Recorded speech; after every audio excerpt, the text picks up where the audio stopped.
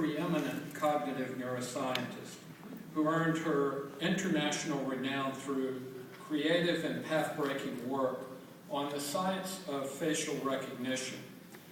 Her work tackled the orthodox view that facial recognition is somehow unique for humans. That is, it differs in quality from how we recognize other objects visually, from cars to birds to plants to toys.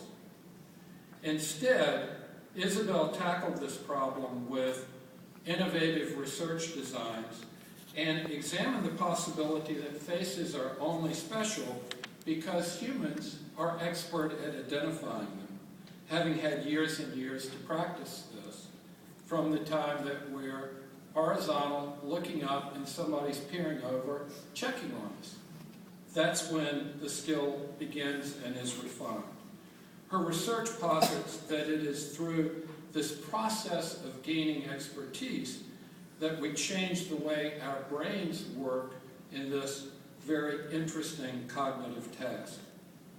These are still highly controversial findings for her field, and throughout her career, Isabel has consistently demonstrated an ability to conduct controversial and path-breaking research, but to do it in a way that even her harshest critics still love her and want to go out and maybe have a glass of wine after the meeting. So she is a pleasure in every way as a great colleague, as well as someone who constantly will challenge even her most senior colleagues. As one of these individuals recently commented, her research consistently leads us to see the world in a fundamentally new way, and this is the hallmark of a great scientist.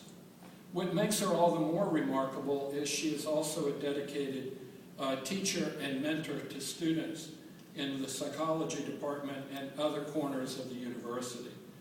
Since she joined Vanderbilt in 1999, she has repeatedly volunteered to teach an array of undergraduate courses in psychology, including a tough one, Introduction to Psychology. You've got to be an expert in everything, not to mention facial recognition, because you're looking up at 300 students every day.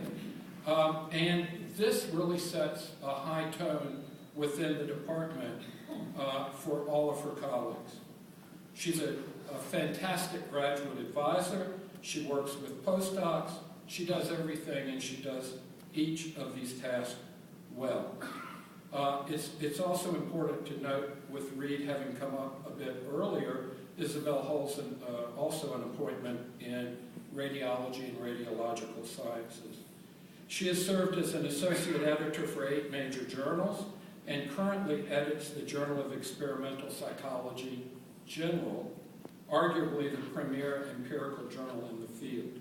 There's one other thing that happened recently. Isabel was elected a fellow of the Society of Experimental Psychology.